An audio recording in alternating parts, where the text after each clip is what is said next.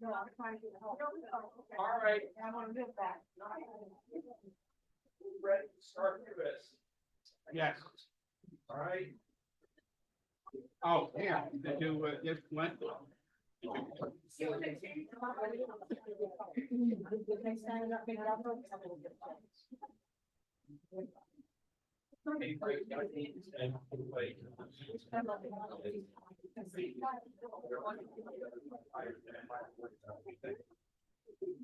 All right, everybody will have a seat and we'll get started here. Okay, for those of you who may not know, I'm Ray Morgan, the one-term president of this club, and I said I took the job of the one term, and I'm my word. So one of the things we'll talk about is the election in March, the current situation we find ourselves in, and all that. But meanwhile, I just want to welcome everybody. We have some board members here tonight. We have Janet Bowen, our secretary, Vicki Lowry, who is our board member. We have Susan Radulich, who's the assistant treasurer, Chris Radulich, who's vice president, and obviously there's Mary Shepherd, who is also on our board, communications director, and unfortunately our treasurer and his wife he at least can't be here. He's got a procedure tomorrow. He's getting ready for. In fact, my wife has came on ratio 1 week today. We did it first one of them years ago. So once you get to some of us are over 70, yeah, gotta get punch in place. So anyhow, glad you're all here. Welcome to our Zoom members as well. And I'm going to start with the pledge, and then I'll announce you the special guest speaker is going to go first before our scheduled speaker, because she's very, very busy. So if you'd stand for a pledge of allegiance, please. Five this way. Okay. Oh.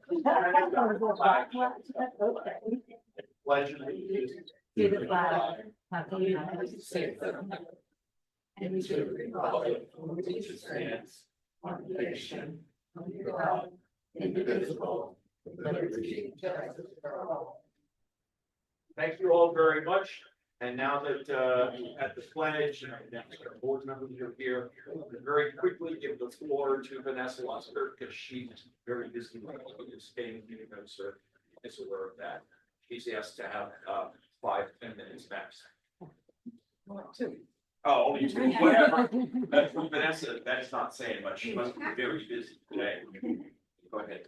I'll leave it to you. Good afternoon, everybody. My name is Vanessa Luster, and for those that know me, I have had the privilege of serving 4 years as Hillsborough County State Committee woman. And now that that has come to an end, I'm going to miss it because it was a great opportunity to serve the county at the state level. But with that stated, we are having a realignment meeting on December the 2nd. That first Monday, it starts at 6 p.m. So if any of you all are signed up to be new precinct captain, because we do a realign every presidential year. If you signed up to be a precinct captain and you don't have a loyalty oath on file, I'm gonna leave a couple of them with Reed. We do have 2 witnesses, 2 Dems can actually sign this, so that you can cast your ballot on the next administration here in Hillsborough County. There's a deadline. They have to have signed it if they've been registered as a PC, I believe, in summer. Right, so you had to have filed to be a precinct captain, right, in June, but you still can sign your loyalty oath. You So have to have one was loyalty filed. oath signed. So that's the second requirement. So for example, Lisa Carpus just became a member on the 21st of October. She, have you signed your loyalty oath? Yes. Good, she has, doesn't matter, she's not qualified due to passage of time, I'm sorry. But if you were a PC, signed up, you know, there's a notary job involved. And both Vanessa and I believe Cleo. Well, that's how you. Yeah. And I I'm just explaining, oh, you're here, so you weren't here until this Emmett Walpole, who is our Sergeant at Arms. And All right, so I'm used to reading, so you all can't tell, I just read the book, right? So he's a great advocate, so I just let him talk. But there is a 2-part process, he is correct. You had to sign up by the end of qualifying week back in June in order to be a precinct captain. for this next go round or have been elected in order to participate and have a vote in the realignment, come December the 2nd. Even if you are a precinct captain, because you made the qualifying week and you're your precinct captain, in order to be a part of the Democratic Party, you still have to sign a loyalty oath in order to cast your ballot on December the 2nd. Those of you all that have been around an extremely long time already have these on file. I'm actually going through the entire list. For those that don't have them on file, that's my first priority, right? To get those that do not have loyalty oaths, to get those signed so you'll be able to cast your ballot, right? So if you don't, we have some. And I want to take an opportunity to make this announcement right now, right? I am going to run for Hillsborough County DEC chair. People that I'm actually making this formal announcement to, I say this, you cannot continue to do the same thing over and over again and expect a different result. That's called insanity. I am rolling out my website really soon. I'm gonna email it out to everybody, so please look forward to that. I'm submitting my paperwork to the HCDC that so that I can be listed as one of the individuals that's going to run for chair. And a very good friend of mine that I was very, very close to said they wanted to vote for me, but they did not vote for me simply for the fact that I didn't ask for their vote. So I'm asking if you're a precinct captain and you have a vote in December, please reach out to me. We can have a more in-depth conversation about what my platform looks like, what I want to do differently, and I'll be happy to have that conversation with you. I'm gonna give you my number anyway, right? So if you have something to write it down, write it down. My number is 804-350-1766. You can reach out to me anytime. Again, my number is 804-350-1766. And let me say this before I hand it back off to Rita. I see your young face. You're younger than I am. I'm doing this not because I want to be a future politician. I want to help young people build the world that they want to live in. I want to engage young people because they have more access to the technology and the place that this universe and this country and this county is headed in. And I want to help you create the world that you want to live in. I got more days behind me than I have in front of me. So thank you for your time and your attention. And this is my home club. I just normally at a DPCF, which is a Democratic Progressive Caucus State meeting on those Tuesday nights. That night, there's a conflict and we don't have a meeting tonight, so I seize the opportunity to come over here. Yes, Just one question. And I'm new at this, not what you're talking about. So we have to have a loyalty oath that was signed prior to June. no, I'm gonna explain that again. So every 2 years, on the presidential year, the entire party realigns, the local, the county parties, right? If you're an elected official, like I've been a state committee for 4 years, that comes to an end and we start all over, we get reset. In order to be a precinct captain, you just like a candidate, you have to have your paperwork in by qualifying week. And qualifying week was the second week of June. So those that got their paperwork in, there and then got through their primary election and then the election in November, they're precinct captains. Now that we have that final list, those are the individuals that are eligible to vote for the election in December. Go ahead, I'm listening to you. Vote for the election, what election? So again, I'm sorry, because I forget that sometimes people for the Hillsborough County Democratic Executive Committee or the county party, the county Democratic Party, start your leadership all over again. The chair is elected, the vice chair of operations, the vice chair of outreach, the secretary, your treasurer, your correspondence secretary, the sergeant at arms, like this gentleman here. And we also have some new roles where now it used to be just 2 state committee members. Now we're gonna have about an opportunity of 26 of them to actually fill that role. So those are the elections that we're having. Some of those seats are for 2 years. If they're officers, if they're state committee people, then they're gonna be a 4-year seat. And so, like I said, every presidential election, we reset across the board, and then every 2 years with the officers. So did that answer your question? Yes, ma'am. And even if you did not become a precinct captain during qualifying weekend, you can't vote for the officers. We still want you to be engaged. You have an opportunity to raise your right hand and to take the loyalty oath, and the loyalty oath only makes you a member of the party.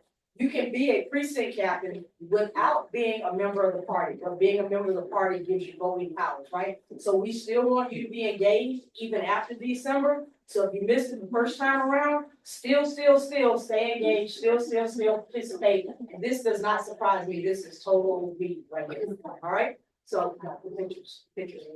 Total read. Yeah, I'm sorry. Question, Nobody understands that. can they become a precinct captain now for the future? In other words, you don't have to wait to be a precinct captain for a date specific future. You can stick up your hand, sign a loyalty, and say, I would like to become a precinct captain. Can they do that now with the new reset? I'm not sure that we're going to have a business meeting next week. So the next time that you have the opportunity to become a precinct captain is going to be in January at our meeting. The general meeting. The general meeting in January. So that's the next opportunity. And I gave out my phone number, but I'll give it out again, 804-350-1766. If you have any questions, feel free to reach out to me. I look forward to the things that we're gonna do here in Hillsborough to turn things around. We cannot be scared, we cannot be fearful, we got to lock arms, stay engaged, and fight the good fight, and we're gonna fight it smart, not hard. All right? Thank you, everybody. Thank you. We've got one important point. To vote on December 2nd, you have to be physically present at the meeting. Yeah. I don't know if that's a normal procedure every 2 years. Yes, it is. Okay, you have to be physically present. So you have to become a precinct captain by the deadline last June. You can now, if you haven't yet, sign the loyalty oath. The third thing, you have to be physically present at the meeting. Or have a proxy.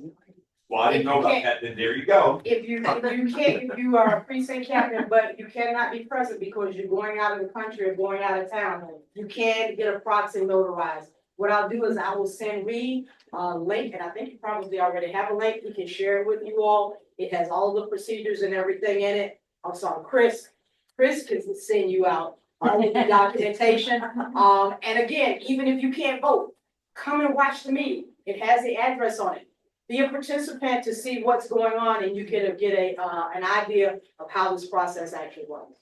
All right, fun. I apologize for what was on the screen when the first T-shirt he had, I thought it was Biden. It was, It was. yeah, he did that on purpose. Now, the second one, as you noticed, Yeah, was highly offensive and he's now going. thank you for doing that. Andrew Fuller. Who knows what his name is? Thank you, everybody. Chris, I'm gonna ask you, Chris, Radulich, could you come on, carry on? Who's getting the poll? Yeah. Take my meds and we're gonna get shades and low blood sugar. What did it in me? But just in case, when they give it to you, yeah, they'll sign it. You put the number, text me, have a look at your name. What? Moment of silence. No, I haven't done that yet. Oh, God, that'll be an hour, so. We are gonna have a Text me, moment of text me silence. your name, stuff, and I'll look it up. All right? For one reason, last Tuesday night was, shall we say, not in our favor. And I don't know how we're gonna get around Fox News. And what made me really sad about that is I was at the polling at Bloomingdale. And the high school kids, I guess, were going by. You know, the school got out.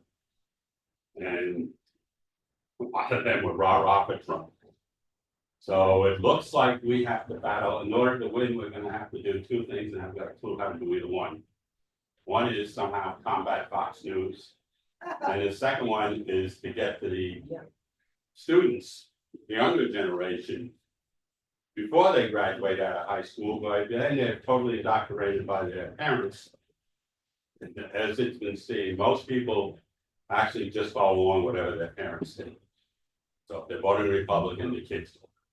If they're voting Democrat, they vote for us.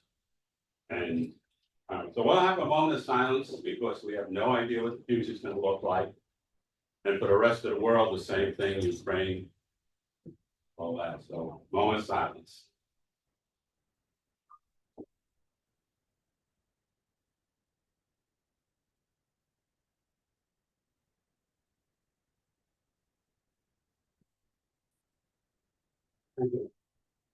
Chris, Yes. I heard on the way here on NPR that Netanyahu has already started a procedure to annex I saw a, something, in one of the things I read that says they think this is a prime Yeah, time. and, So that's not gonna make the world any safer for them or us. oh, no, but it's not for them at all. I mean, I just have nightmares for them and for, Ukraine both.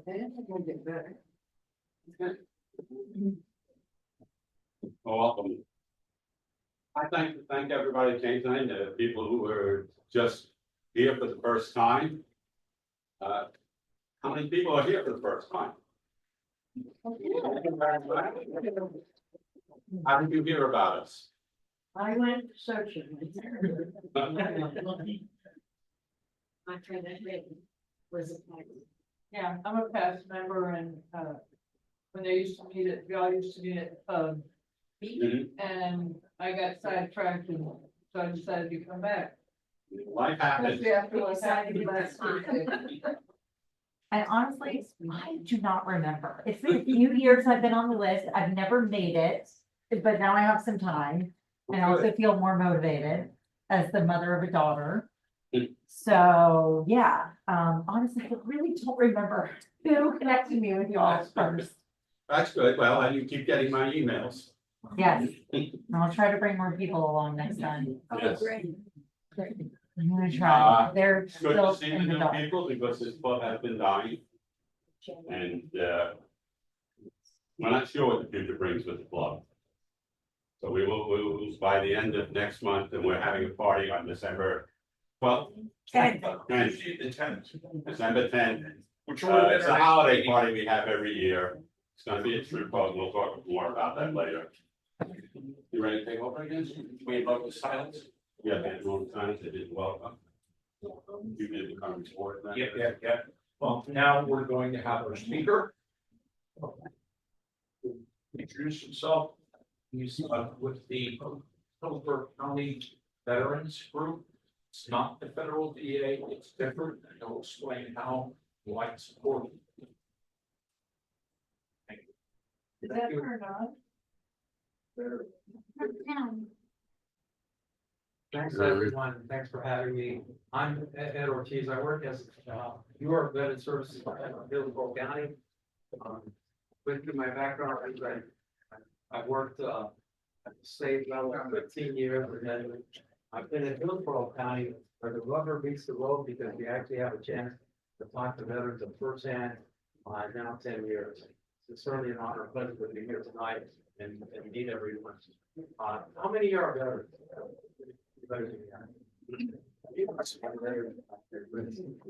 That's okay. That's okay because the information I'm going to share with you, even though you're not a veteran, you probably have friends or family members that are veterans, or known spouses, surviving spouses that were married to a veteran. So it's okay to share some of the things you'll learn tonight and everything. And we'll have questions during the brief as well as after the brief to allow you to ask any questions you desire. There's this young gentleman who's traveling backwards of Tennessee, his car in the country, right? He sees a sign that reads, "Talking dog for sale." Now he stops immediately. He gets out of his car, he rushes to the home of the farmer there, knocks really hard on the door. No one answers. So what he does is he said, well, maybe the dog's in the back.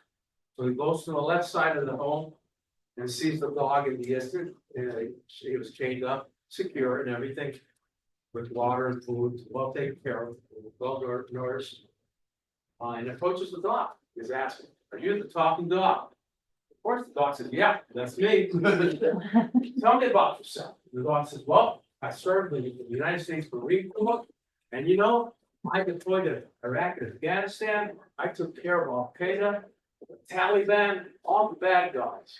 I would even go to their intelligence meetings and make a good note of what they talked about and share that intelligence with our people. I also, when we attacked buildings, to clear the buildings, I would sometimes have to grab with my teeth those soldiers that were injured and pull them to safety to a medic.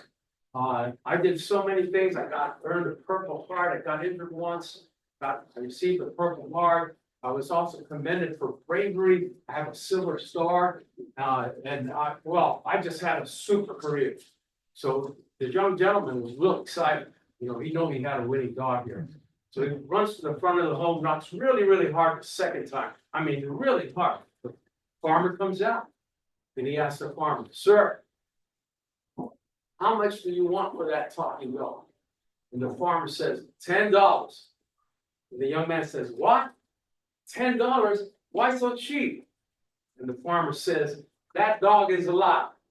He never served in the Marine Corps, he was Air Force. His Air Force has a pretty song. Alrighty, so what do you need to apply for a VA benefit? These are just some of the items we mentioned in here. And it include the discharge form. The most important document that a veteran can have is this discharge form. It's also known as the DD form 214. So if they throw that term at you, just remember it's that certificate that shows his service. It shows the rank. It shows date of birth. It has his social security. It even has what MOS or what specialty he had in service. It has his time in service, the dates and everything. And it also has a list of awards he or she received. So it's a very important document. You almost need it to apply for any VA benefits. They always ask for a copy of the 214. If it's already a record, great. You know, you don't have to apply, you know, put it in the package. But it's helpful to always preserve the original copy. And you can make multiple copies or accept it at the VA, it's fine. But just always keep the original. Any document sent to the VA, always remember, don't send the original one. Why? Because VA receives it, they scan it, and they destroy it. They don't return it to you, even though it could have a stamp, you know, marriage certificate, and it says original document. They don't care. They're just going to scan it and destroy it. So, and they do accept copies. So that's important to know. Copy of the marriage certificate. If you're previously married, then they'll want copies of the divorce decree, birth certificates of children, copies of the service treatment records. That's just for medical purposes. Of course, those social security numbers of family members and so forth. So one of the most important benefits the VA offers is disability compensation. So what is that? It's a monetary monthly benefit that a veteran receives. And it's mainly due to the injury or illness that's incurred or aggravated while on active duty. So that's why they call them service connected, because they occur while on active duty. So some examples are hearing loss, tinnitus, also called like ringing in the ears. And it comes with the back, the knees, the feet, scars, skin or heart condition. Pretty much the whole body, right? Because of the very rough treatment and training that they undergo. So there's different ways to get this disability compensation. There's like different approaches. So one of them is direct, where you have the condition right in the military, and there's also like proof that you got a diagnosis for it. That's very important.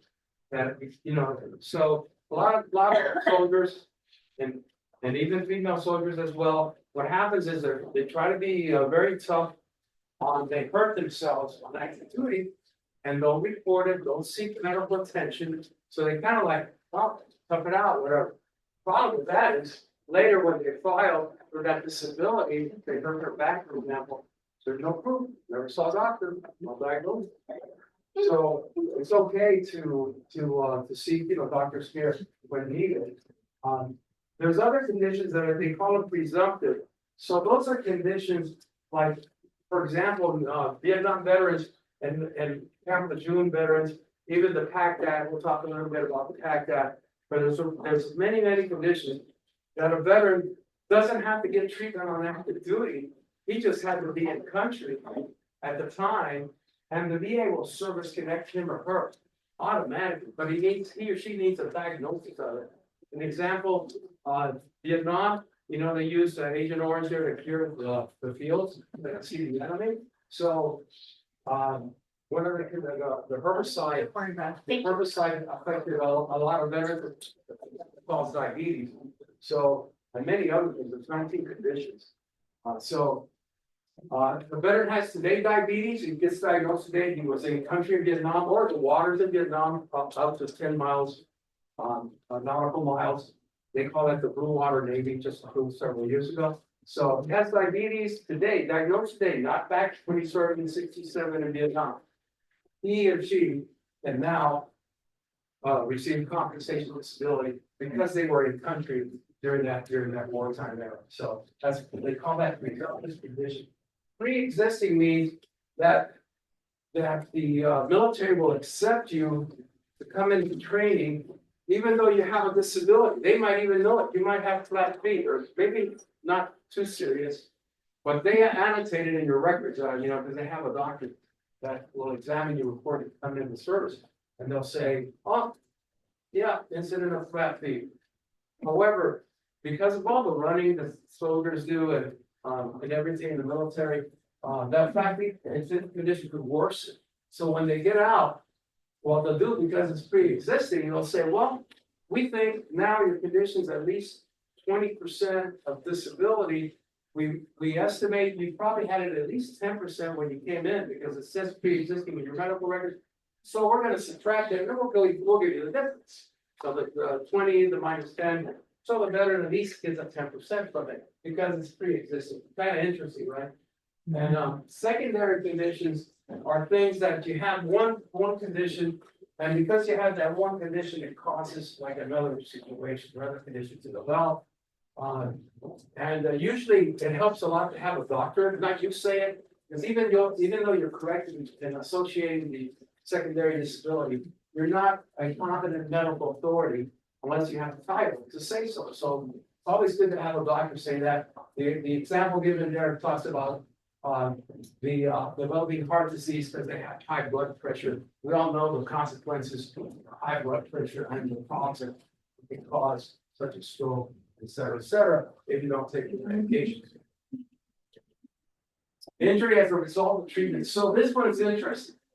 Because why? Because if you get medical treatment at the VA and you were scheduled to have surgery on the right leg, and so somehow it wasn't marked, so they operate the left. And the right leg still needs the care, but it was negligent. So there's actually a mechanism that allows the veteran to file for medical negligence. It's actually called it's under that United States code that you see, it's called 1151 plan, but you don't have to worry about all these numbers and things that I might throw at you, because we're gonna help you do the form and the application and all that. But it does exist. If it does exist, and many times the VA will settle way prior, to going to the court or anything like that. Great. Now, this particular benefit is for the surviving spouse. It's called dependency and indemnity compensation. But since that's such a long term, we just call it DIC for short, DIC. It's one of the two benefits that a spouse can get, a surviving spouse. So it's very important. So they can grant the DIC when the veteran dies of a service-connected condition. And here's what you gotta watch. You gotta watch that on the death certificate. The physician or the medical examiner, I don't know why they like to do this, but they like to take the top three. The top three, one is sepsis, right? The second one is natural causes. And guess what the third one is? Anybody? COVID.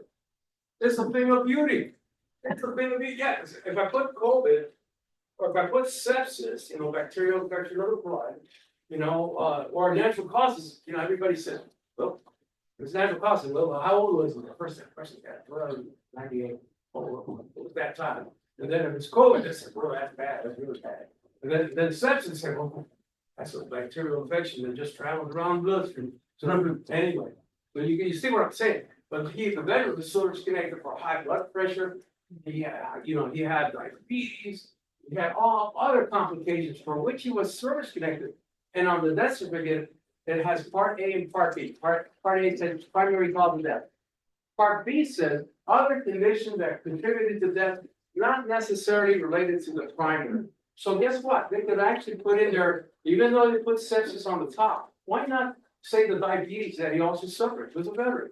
So you'd be surprised how many hospice teams are out there, that don't even know that the person they're taking care of in the assisted living or nursing home is a veteran. There's nobody in the family who's told him he's a veteran. And he's got these conditions. Why? Because then the spouse misses out on a monthly rate, separate from social security, by the way. This income of 1612 paid monthly is compensation paid to the surviving spouse. Separate from social security is separate check, it's, you know, two federal agency. There's no impact on her receiving EHC. So you know, say $2,000 social security plus that 1612, hello, that helps a lot. What if the veteran dies by suicide? Yeah, well, but the veteran suffered from post-traumatic stress. Yeah. They were diagnosed, they were receiving treatment, I they would had still made submit the statements in the claim, past. absolutely, I would still submit the claim, even though they put suicide on it, we could always argue that his condition of post-traumatic stress, you know, sadly caused him to take his life. And there's probably medical records that will reflect that as Right. well. So, yes, so yeah, you definitely don't wanna give up on a claim, and when in doubt, you know, fine. That's how it should work, no, oh, let me think about it, no. Fine. Does it stick to the 10 minutes? Oh, yeah, that's another great question. So. Could you repeat the question? So Yeah, people on Zoom? the question is made, how does the 10-year rule apply when you're service connected? So what happens is, when the veteran has 10 years of being 100% permanent total, at least 10 years, right? Because in this case, he was service connected, say since 2010, 100% permanent total. Then the rule about dying and having a service connected disability goes out the window. In other words, the VA will pay the DIC to the surviving spouse because the veteran had 10 years or more service connection. So you gotta keep him or her alive at least 10 years once they reach that 100%. You know, whatever you gotta do. Get that 10-year mark, all right? A lot of times when I have a veteran like that, I'm certainly on the claim, I'll just say to the VA, you know, because you can write on the form, right, even though they don't ask about it or nothing, but I'll highlight it on the first page and I'll in several places, I'll put in there, veteran met the 10-year criteria. Hello, that's a message I'm telling them, hey, this service officer's on top of his game, and here's what's going on. Why? Because it saves a lot of paperwork. They look at that and say, oh, geez, they got me. And they just have to grant it, period. It's kind of neat, isn't it? Now, the second benefit for the surviving spouse is called the VA pension. The VA pension. So look, that's the criteria to meet the VA pension requirements. Having an honorable discharge, serving at least 90 days active duty. And the ideally with the pension is based on income, so it depends how much money you earn, you know, the rates are different, like for the surviving spouse, when she's healthy, I believe it's like $925. The problem with that is, or challenge, is that say that the pension amount is $925, and her social security income happens to be $1,000, for example, maybe higher, right? The problem is she exceeds the amount of the pension that is granted. So technically, even if she applies, VA is gonna come right back and say, hey, thank you for applying, however, your income is a little too high for to qualify for the pension amount. Should you have any changes in your income, please reapply, because she's above the pension limit, right? And you'll see some numbers here in a second. And then they have to meet that criteria, 65 years old or older. They don't have to be nothing about service connected or nothing, because they call it not service connected conditions when it comes to pension. If you're a patient in a nursing home, also that qualifies you. And something that didn't exist, you know, a couple of years ago was that the VA didn't have a look back provision. So now VA is very clever. What they did is they implemented this 3-year look back period of 36 months of your assets transferred. So, you know, you'll see in a second, there's a cutoff of how much your net worth's gotta be. But say you're above that, say you have $500,000 and you save so much in your 401k, 457, Roth IRA or IRA traditional, you know, you sacrifice a lot and you have $500,000 accumulated. Well, that's clearly above the the threshold, that the VA has a net worth limit of 155,000. That, you can't be above that when you apply for the pension. Now, that doesn't include your home or the car, does not include the home or the car, but it will include, you know, all the other kind of, investment plans that you might have, or annuity and so forth. So that's kind of what they look at. Now, say you're at 200,000. Well, the VA would just say, okay, we have your application. When you spend down below this limit, and the limit goes up every year a little bit. So, but when you're below that limit, then they're gonna say, please reapply, and so forth. But if you had asset transfer, and you know, because you try to hide it, you know, hey, I donated, you know, 10,000 to my, you know, my nephew and whatever, and moved money around here to put it in a trust account and so forth, you know, $50,000 here and so forth. Because people can, you know, can move money transfer around, but they will check to see if one has any asset transfers, and then you're penalized X number of years where you can't reapply until that time period is by. So, so that the widow's pension or surviving spouse pension, it's also tax-free benefit. The spouse has to be unremarried at the time, and again, the veteran is serving 90 days or more. And as I said, that amount is just $925. And again, I sometimes call it the healthy surviving pension, because it's not that amount that you see, the $925 monthly, is for the, you know, the spouse that's still independent, can still get around. And there's a higher rate, like when if he happens to be in the assisted living facility, it's much higher than $925. So veterans are also entitled to VA healthcare, especially when they have service-connected disabilities. They don't pay anything to see a doctor or a specialist. They don't pay anything for prescriptions. Zero, nothing. So that's good. However, if you haven't hit that 50% mark, I call it the golden rule, because when the veteran is at 50% or higher, he's not only gets treated for his service-connected disabilities, but also for any disability, he pays nothing. No matter what, he doesn't pay anything for VA medical care, be it mental, you know, health, whatever it is, because he's rated 50% or higher. So it's kind of interesting. It's almost like being 100. So that's a big advantage. So I get a lot of veterans that'll call me up and say, well, my wife's got a 401k and I'm happy with it. Oh yeah? Understand. You want a second opinion? That's your option. But then that same person will call me 3 or 4 years afterwards and say, hey, my wife's no longer working for that big firm she had. And so they decided to opt out, you know, not have that dependency part for plan. It's just her alone, you know. As we all know, big companies cut costs, right? And one of the effective ways to do that is to cut benefits. So now he's out, and guess what? Now he's interested in the VA program. You can always still, you know, join it. There's an application process, but it could have been done so much earlier and probably easier, you know, having to take the advice. So the VA also provides COVID-19 vaccines and so forth. All the veteran has to do is call that particular number.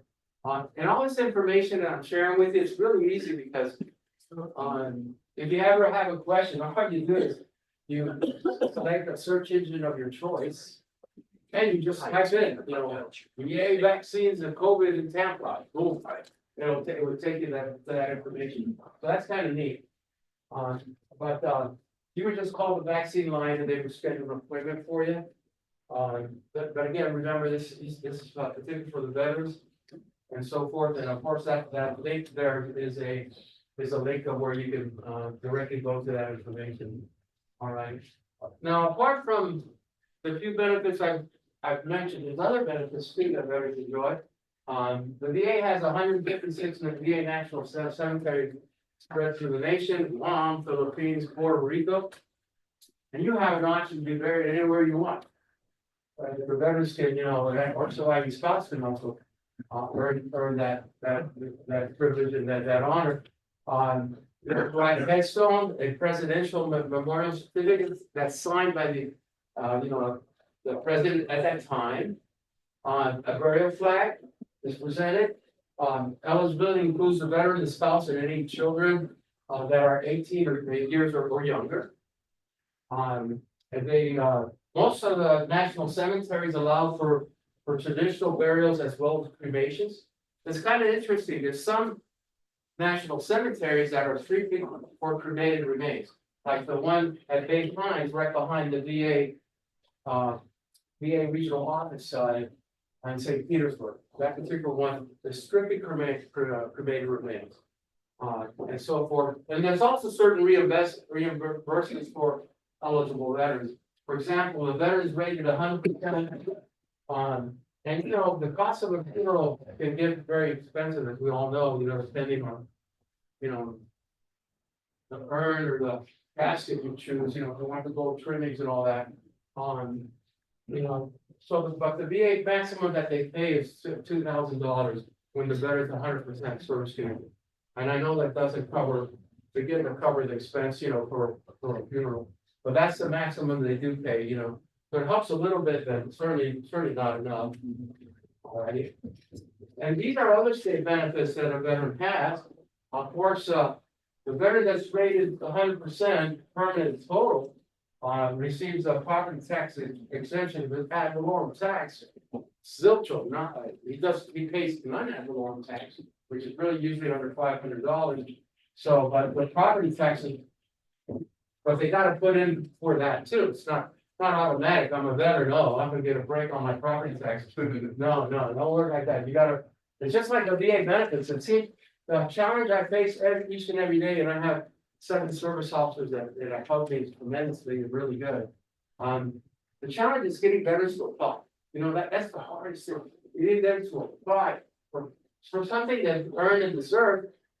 And you know what? It's kind of interesting. They're thinking about, I don't need it. I'm doing great. Well, how about your surviving spouse? Yeah, you're doing her in. Because suddenly you die and the VA disability compensation of $2,000 disappear, your military retirement disappear, your social security, yeah, I can transfer to her, but she needs to request it. Now she's having to pay all these bills overnight. You never explain how it works, you control the checkbook, whatever. So it's difficult, it's very difficult. And then it's all because they didn't have that communications, about financial things. Of course, different states have different benefits, it's kind of, you'll be able to see, like, if you're moving to Georgia, for example, you could always look on Veteran Services of Georgia, and they would explain what disabilities they have. We also issue at the park, at Veterans Memorial Park, right here on 301 North, we also issued for veterans that have service connected a free Hillsborough County park pass that they can get in free to any of the park passes and not have to pay the $2 for entry fee. It's kind of neat. That's just the FDVA link, but if you ever have to go visit the Florida Department of Veteran Affairs, initials FDVA, again, FDVA, which takes you right there. And so I call the internet like an equalizer. Why? Because there's nothing anybody can throw any term at you. Oh, now I know what that means. Yeah, and again, let them think that they're taking you for a ride. Just research it, and you'll be surprised how much you learn in seconds. These are other ancillary benefits and extra benefits, life insurance that they have access to. The VA home loan guarantee for veterans. That's like the biggest secret there is. Did you know that when the veteran decides to use his VA home loan, they have no down payment? No down payment. And it's well over $600,000 if they qualify, based on their credit, that they can dispose of. They also have no pre-mortgage insurance, they call PMI. So that saves them thousands of dollars a year. Because what happens if you're less than 80%, you know, in your mortgage, then they stick this PMI fee on you. And, you know, that's a couple $100 depending on the amount of the loan that you have to pay out of pocket too, along with your regular mortgage payment. That home care as well, the GIBO post 9/11, which is now, there's no delimited date where they gotta use it in 15 years, that went away in 2013. And the survival benefits that we talked about just a few seconds ago. This is where I work at the Veterans Resource Center right on 301 North. This is just a picture of the conference room there that we have a lot of visitors that go in from the county and so they're all usually have like a veterans type thing that when they use there. And that's just a picture there of the different visitors we have. The Resource Center was inaugurated back in December 2017. It's really kept in pristine conditions. You're certainly welcome to visit at the time.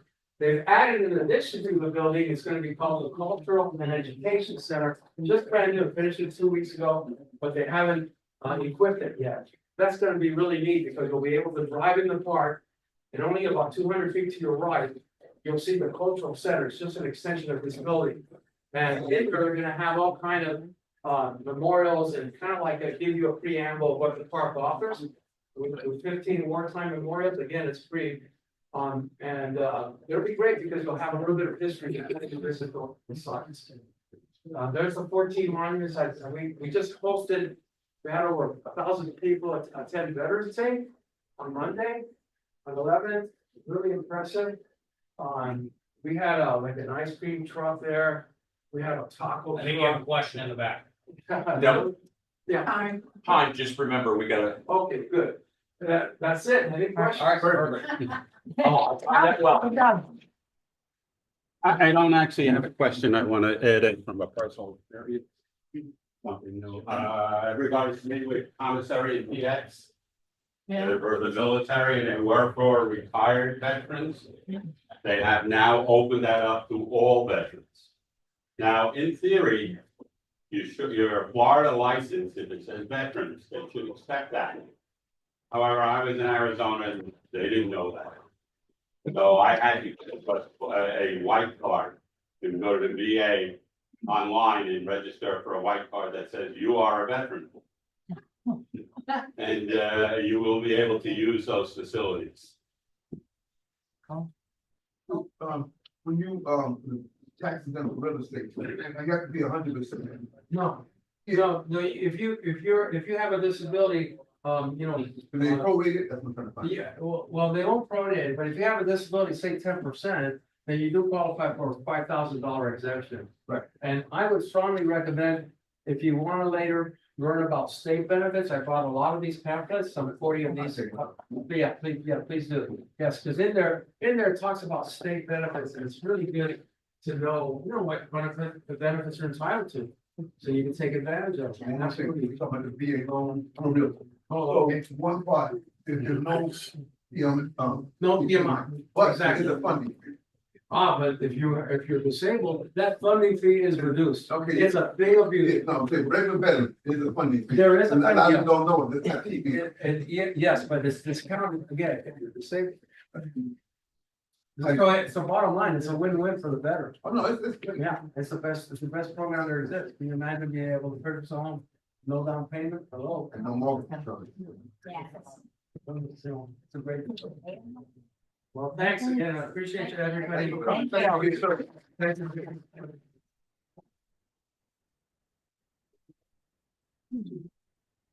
you. There you go. Apparently Reed stepped out. from it. Reed stepped out. I do have a lot of literature that I bought over there in the last table. Yeah. Oh, thank you. So it has our office locations and everything, so.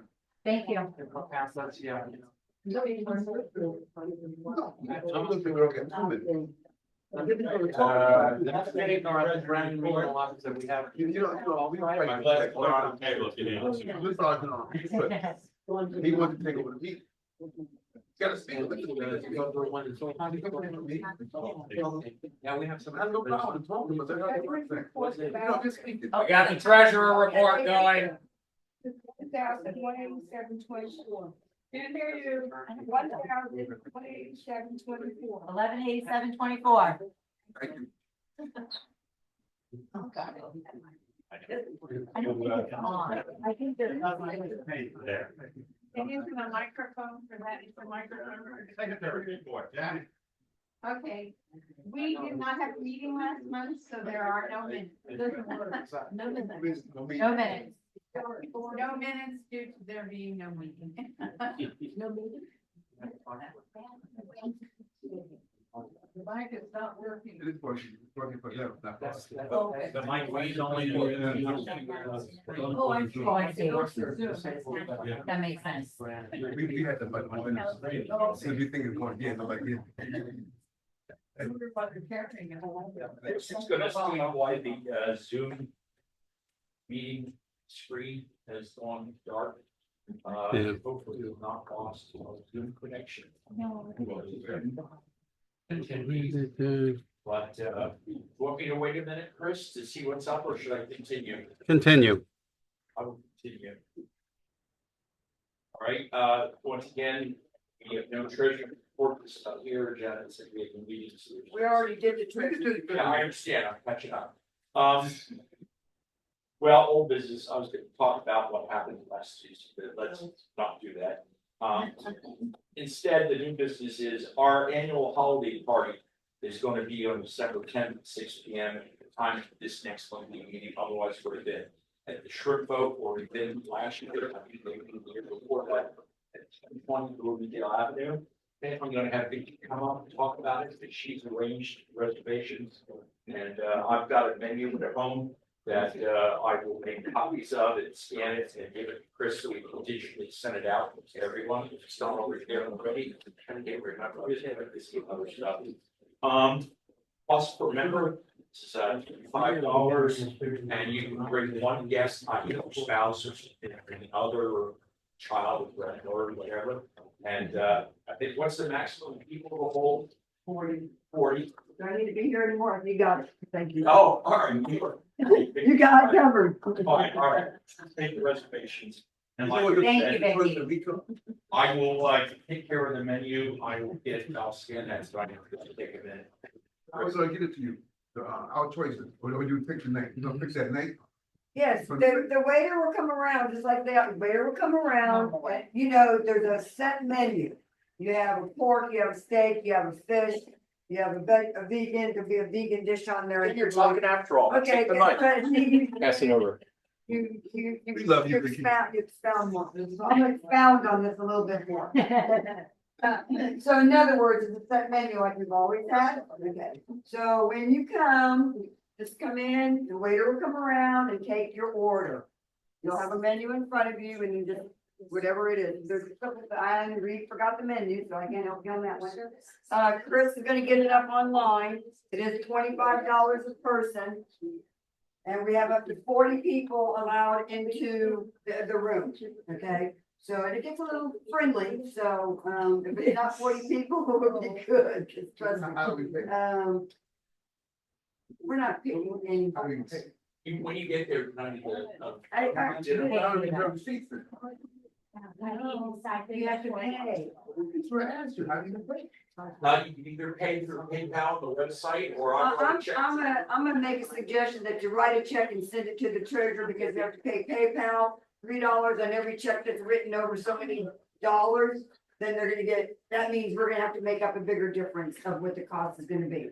So if you can mail in a check, it would be a lot easier. Even though Walt will hold on to them and take them to the bank, and I think it'd be a lot easier to do it that way than to do PayPal because we have to pay. And they're not, you know, they're getting a little too expensive. So every dollar they take from us, we have to think of another way to bring that dollar back. So we're not gonna have a fundraiser because we're not sure where we are at. So I'm gonna segue into the other subject here. Come January, we have an election. So far, for those of you that have come to the meetings the last several months, we've talked about it. We have no one wanting to step up. Reed is not gonna step up. Chris has been at it for 100 years, right along with Walt and Jan and everybody else. So everybody's getting a little moved on. They need to move on a little bit. So we need some new blood and we need some younger people. Okay, so right now, if you think you would like to be able to run for an office, all seats will be We need a open. presidential candidate. Without one, we're gonna shut down when I step We down. need all seats. Now. I all know that, seats but are if open. you All don't get seats are somebody open. willing to be president, that's it. So just, just think about that as far as where we will be come March. The election is in March. I'll run for president. Hey, Thank you.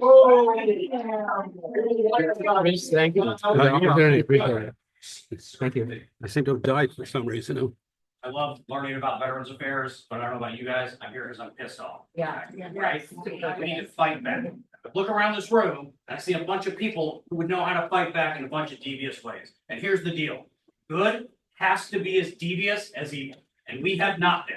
We have been failing again and again and again. And if we want to turn this place into some place that makes a difference, we got to get mean. We got to start fighting back. So if you want me to be president, just understand that's where I'm going. Do you guys want to come with me? Yeah. Let's do it. Election, no, you want. What's your name? All she had to do was ask for it. My name is Drew Vaughn. I'm an undefeated attorney for over 10 years. I'm a retired law school professor. I rank in the top 5% of hackers in the world, and I fight dirty. So if you're ready, come with me. Ball line, spell your last name. B-A-U-G-H-N. P-A-U-G-H-N. Got it. I got it. Thank you. I'll take another spot. Beg your pardon? I'll take another There we spot go. that's not Stand up. president. All right. By name and what spot do you want? I mean, I don't know, I'm a social worker, therapist, I can write really well, you tell me what spot you want me to take. Well, vice president is a lot of work, and the president and Okay. vice president together. Okay. President has to attend steering committee meetings. If you're a member of the DEC, you have to attend the general Okay. meeting. And are you a PC already? Are you? Yeah. Did you sign up by the deadline in June? Yes, I did, and I'm up for committeeman, I think, for Fine. this election So as you well. signed your loyalty oath? Yep. So be there, I'm not ordering you, sir, I'm just making sure you know. December. I mean, I ain't gonna let you go. So December 2nd, everybody that is a PC, be there to vote, okay? Now, I don't know if you're on my list, I did something Sunday night. Oh, I saw. Okay, All right. well, you know, But guys, hey, real quick, while we're talking about this, we need to start thinking about ideas as if we are in guerrilla warfare right now. Right. Now, We listen are. to me, So sorry. the way guerrilla warfare works is you have to be sand in the gears. We are not gonna come up with big tactics and strategies that are gonna take the Republicans down right away. But what we can do is two things. Number one, we can make their lives freaking miserable by making every single thing they try to do online absolutely awful. The second thing we can do is do as much as we can to push Democrats to the front to show what we're doing. Because when we talk to people about what we've done, nobody knows. Joe Biden, for example, was the greatest oil trader in history. And you just learned that this very instant. Why? Because we are terrible at communicating what we do well. We need to tell people what we did for them, and we need to make sure that the Republicans pay for every inch of ground that they try to take from us. That's what we're gonna do.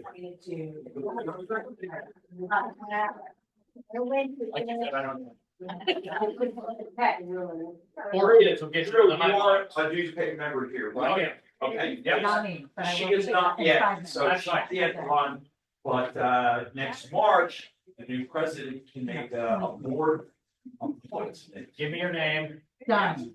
Well, wait a minute, you got. She's got- I gotta say, do my thing. The whole procedure starts in March. We will be voting in March. Okay. A slate will go out, which we never have January. between now and January. December, we have our dinner, so we won't be here. January is our last opportunity to be able to round up anybody. If they are interested, they need to contact me. I'm the elections committee person, one person, okay? So contact me, that way I'll get your name on it already. So that January comes, we know we have somebody on it. From there, if we don't have a vice president, secretary, or whatever else in between, Secretary, treasurer, sergeant, And general, vice every president, every then there's office board is open members. right Oh, now. let me ask, no, we have to eat. We didn't even put you on, no. Oh, no, I'm not talking about that one. I know. Obviously, yeah. But the president is not, he is not gonna run again, he's an off year. This year, Chris and Walt run. No, No. no, President, it's, on my term. it's him and, Janet. Vice President came on the same year.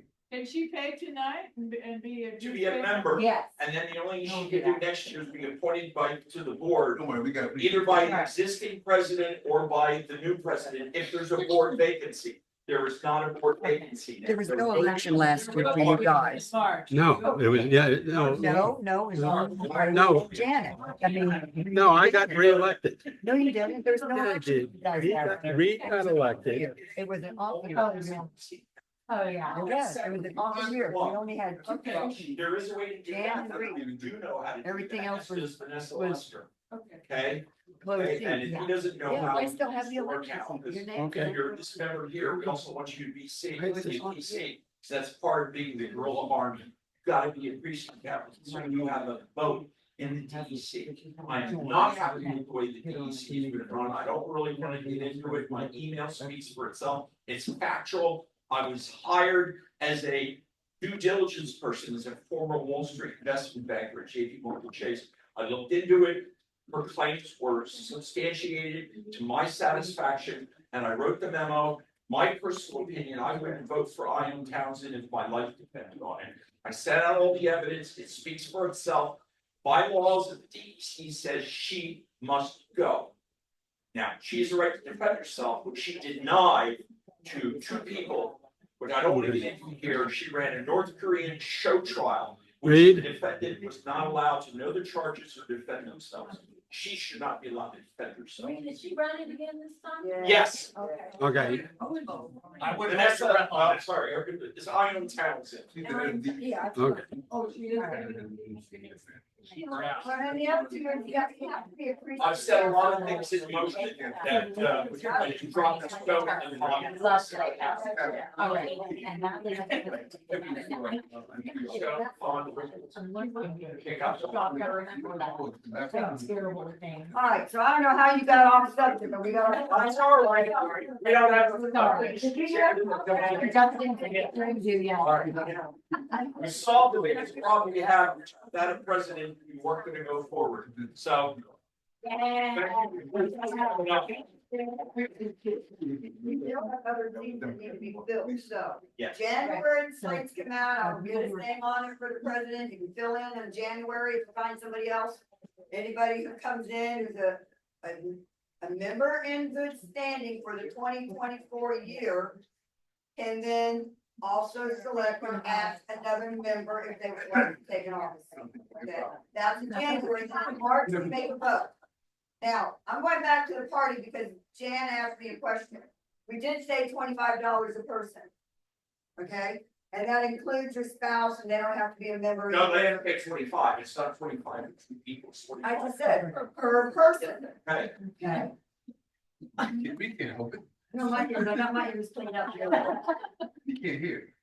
Make sure nobody wants to say, I thought it was a photo, it's not a photo. Okay, so, No photo. everybody knows where the strip boat is, right on Bloomingdale Avenue, Bell Shoals, 6 o'clock, starts at 6.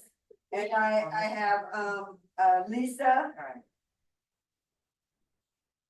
Jan, Susan, and Kathleen helping me on the committee for the party, so we're gonna have a few things going on, and we got all the decorations, and everything. Anybody has a question about it, just contact me, Chris is gonna get it up on the website, so you know.